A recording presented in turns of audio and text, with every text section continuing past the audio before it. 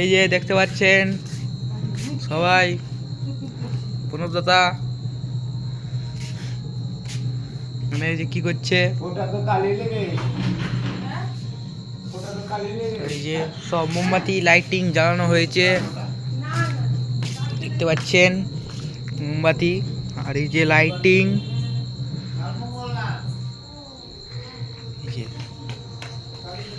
এখানে সব জ্বালানো হয়েছে, এখানে লাইটিং, এই যে মোমবাতি মোমবাতি